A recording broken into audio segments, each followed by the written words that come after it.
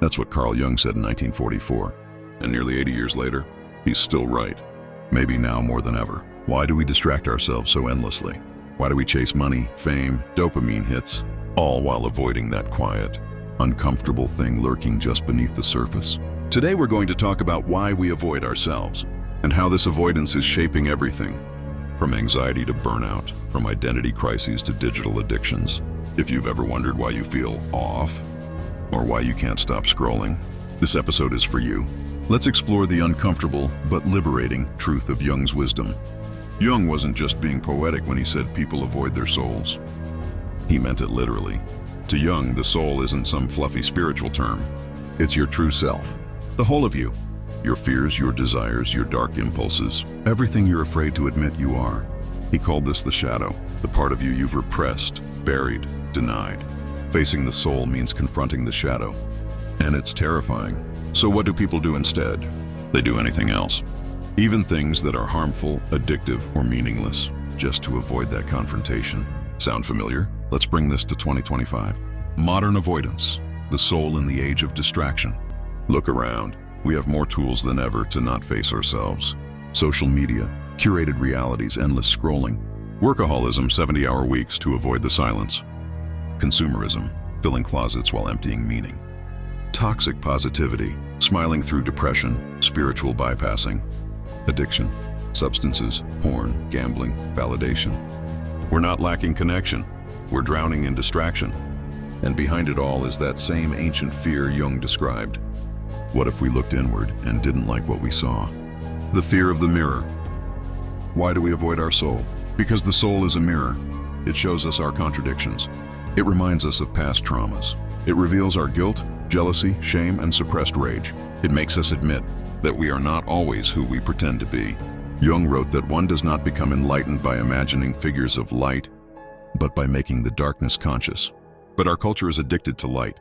We worship happiness, confidence, success. We demonize sadness, loneliness, and weakness. So we split ourselves, one version for the world, and another locked in the basement. But here's the twist Jung warned us about. Avoiding your soul doesn't make you free, it makes you enslaved. The shadow doesn't go away, it gets stronger. It leaks out as chronic anxiety, depression, rage outbursts, self-sabotage, destructive relationships. Jung called this shadow possession. When the part of you that you've repressed ends up controlling your life from the dark. In other words, what you don't face, you become. Let me give you a few examples. The overachiever, always working, never resting, praised as productive, but deep down, terrified of being worthless. Avoiding the soul's question, who are you without success? The social media star, perfect posts, filtered life, but off camera, lost, terrified of silence. Avoiding, what happens when no one's watching? The jokester, always laughing, always deflecting. But inside, grieving, angry, abandoned as a child. Avoiding, what happens if I stop laughing? You might be one of them. I know I've been. Shadow work, what it means to face the soul. So what does it actually mean to face your soul? Jung called it individuation, becoming whole. It's not about being positive all the time.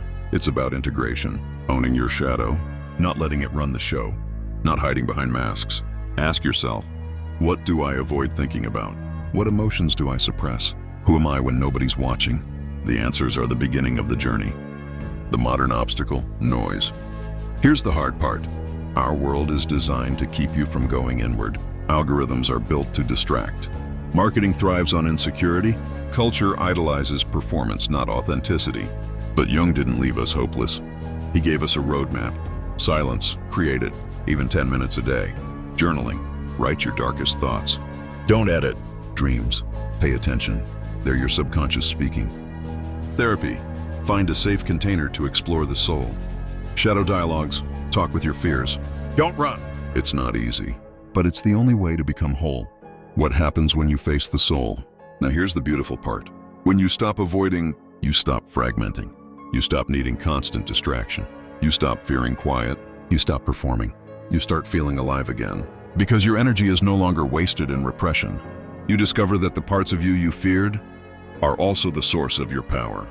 Creativity, empathy, depth, resilience. Jung wrote, "In each of us, there is another whom we do not know." When you meet that part, you don't become someone else. You become more you than ever. So I'll ask you now, what have you been doing to avoid yourself? Be honest.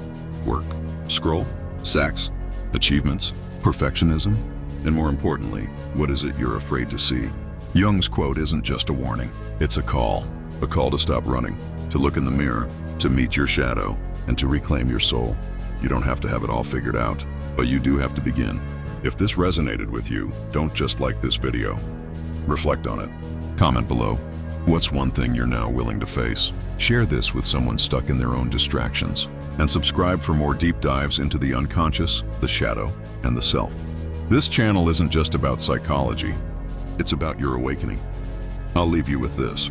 Until you make the unconscious conscious, it will direct your life and you will call it fate. Carl Jung.